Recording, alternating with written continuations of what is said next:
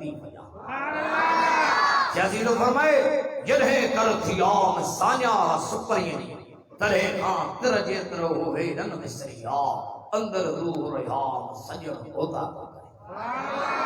ॾाढे जो सुभान अल्लाह। पर हिकिड़ो मूंसां वाइदो कयो छो त इरादा जेके कयो फिरियो वञनि हाणे त वाइदा कयो माण्हू फिरियो वञनि हा साईं अॼु अज़म करियो जे इंशाअल्लाह मुंहिंजी ज़िंदगी रही त मां हिन शहर में हिन नूरानी मस्जिद में वरी ज़िंदगी रही त मां ज़रूरु ईंदुसि हेॾी हारी मुंहिंजे पर या त लाउड मूंखे घुराए ॾिजो न त फोन कजो मां लाउड उतां खणी ईंदुसि अञा वॾे आवाज़ ऐं मुंहिंजो जलसो चौंक में करायो छो त मूं वटि अमन जो पैगाम नफ़रत में मज़ो कोन्हे सजण मोहब्बत में मज़ो शाज़ी फरमायो त मती रखी मन में रंदा रोड़िया जल तंजो सराफन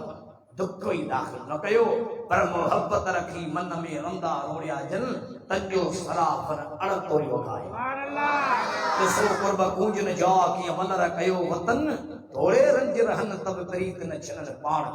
बेटाई संत जे जिनरी सरे न साव रती न रस जे तन खां ओ झड़कन तू झको थी पांदो की गद पाए पाण वनी पर चाय मता रुठली रहनी सुभान अल्लाह। तव्हांजे पाड़े में जोगशरी में शाइनाए सही आरामिया शाइनाए तो थिया न साईं शाइनाए त के ख़बर पई पर नाराज़ थी वेंदा छो त ॻाल्हि मां अहिड़ी थो कयां शाइनाए खे ख़बर पई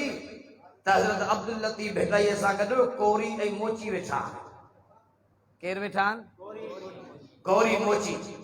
शाह इनायत लिखियो ख़त साईं ॾे शाह साहब ॾे त कोरी मोची जंहिंजा पीर उहे कीअं लंघंदा सीर ओखी में शाह इनायत खे भेटाई जवाब त मोकिले त मूंखे कोरी मोची छो था वणनि भेटाई जवाब त मोकिले कि हलो हलो कोरी नाज़ुक जनी नीह ही गॾी न सारो नीह त छिनण मोहण सुभान अल्लाह ॾाढे जो सुभान अल्लाह असां कुल वलियन जा नौकर आहियूं भई थकणी जो सुभान अल्लाह असां समूरन नबियन जा भी नौकर आहियूं असां अरबी मोहम्मद जा गुलाम आहियूं अदा गलत फहमी जे शिकार न थियो बटोरे वारो हिन खटी मोहला वारो मां अवां ॾे अर्ज़ रखी ही दरख़्वास्त थो रखां शक जा